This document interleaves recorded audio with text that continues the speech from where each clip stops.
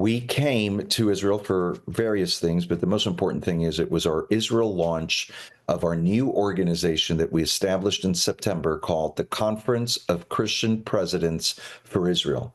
It's a coalition of different presidents of Christian organizations and influential Christians in the United States to unite together, to be able to work together on pro-Israel policy, on strengthening U.S.-Israel relations, on an executive level, legislative state level, as well as mobilization of any grassroots when necessary. I know you also met with Israeli leaders, including Prime Minister Benjamin Netanyahu. Tell us about that meeting. It was great. It's always an honor to meet with the Prime Minister. First, we weren't sure if we'd be able to meet with him because of him having to be all day in court with those cases, those unmerited cases, 2 to 3 times a week. But one evening after he was in court, he did meet with us. Was very, very gracious. We spoke about our launch of the Conference of Christian Presidents, and we had a lot of things on our minds, a lot of different policies that we felt were very important. And I was wise. Instead of speaking, I said, "Mr. Prime Minister, what can we do to help you in Israel?" And he said, "You need to do whatever you can to help the Christians that are suffering in Syria."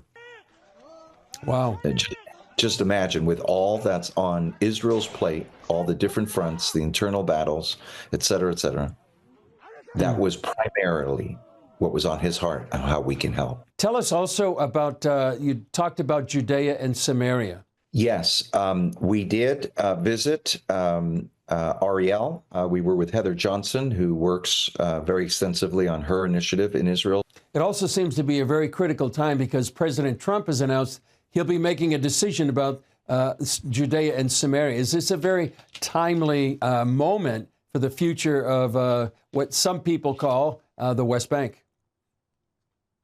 Certainly, there are a lot of things happening right now. We've got the issue in Gaza. We've got the Israel having to complete all of the war goals of getting all the hostages out and completely dismantling Hamas. Other issues that Israel is tracking right now is how our United States deep state is working and has been working, the Biden administration, with Israel's deep state to unseat Prime Minister Netanyahu.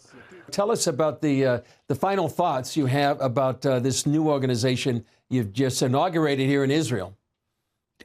Well, we're very excited. The Prime Minister, the leadership that we met with, Jewish leadership back home, as well as the Christian world.